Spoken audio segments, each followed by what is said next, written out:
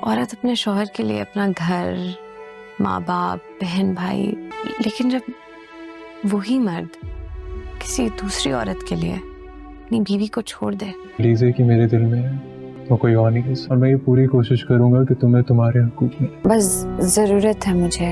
Okay, office जाके भिजवा दूंगा।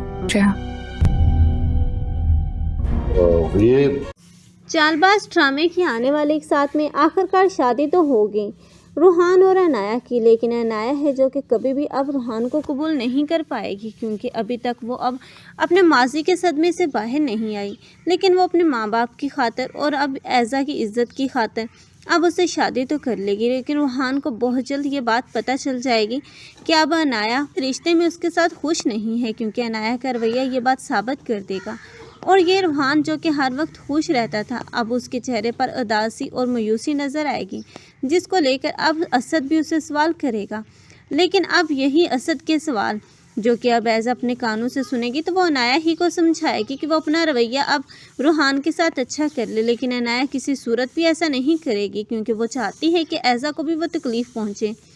इसलिए वो अब और भी ज़्यादा, पहले से भी कहीं ज़्यादा बढ़कर अब रूहान के साथ तमीज़ी से पेश आएगी। रूहान कब तक बर्दाश्त करेगा? आखिर एक न एक दिन रूहान ही होगा जो कि असल मामले को पहुंच ही जाएगा और उसे ये पता चल जाएगा कि अब अनाया का माजी क्या है, और जो कुछ भी अनाया के साथ हुआ वो सब कुछ इस ऐज़ा की वजह से हुआ। तब वो अनाया ही का साथ देगा। अनाया को तब एहसास होगा कि जिस शख्स को आज तक उसने कबूल तक नहीं किया, सब कुछ जानने के बाद भी वो शख्स उसके साथ खड़ा है। तब हो सकता है कि अनाया के दिल में भी रूहान के लिए जगह बन ही जाए। इस तरह रूहान और अनाया तो एक साथ होंगे, लेकिन अगर कोई उस घर से जाएगा तो वो है अब ऐज़ा, क्योंकि ऐज़ा ने ईशल को तो घर से निकाला था, लेकिन ईशल भी अब ऐज़ा के जाने के बाद घर वापस आ ही जाएगी। लेकिन ऐज़ा जब घर से चली जाएगी तो ऐज़ा पछताएगी कि उसने क्यों अपनी ही खुशियों पर अपनी बहन की इज़्ज़त बचाते बचाते खुद अपनी खुशियों से खुद को दूर कर लिया।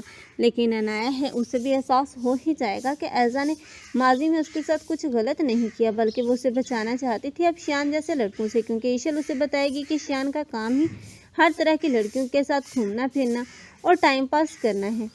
तब अनाया को एहसास होगा, तब वो ऐज़ा के पास जाएगी और असद को भी समझाएगी कि वो उसे माफ़ कर दे। इस तरह एक मर्तबा सब लोग एक ही छत के तले नजर आएंगे। आप लोगों को ये ड्रामा कैसा लग रहा है और इस ड्रामे में किसकी एक्टिंग को लाइक कर रहे हैं, कमेंट सेक्शन में अपनी कीमती राय के इज़हार लाजमी करें। मज़ीद ऐसे रिव्यूज़ के लिए हमारे चैनल को लाजमी सब्सक्राइब कर लें। अगर आप लोगों को हमारी वीडियो अच्छी लगी हो तो वीडियो को लाइक करना मत भूलिएगा। अल्लाह हाफिज़।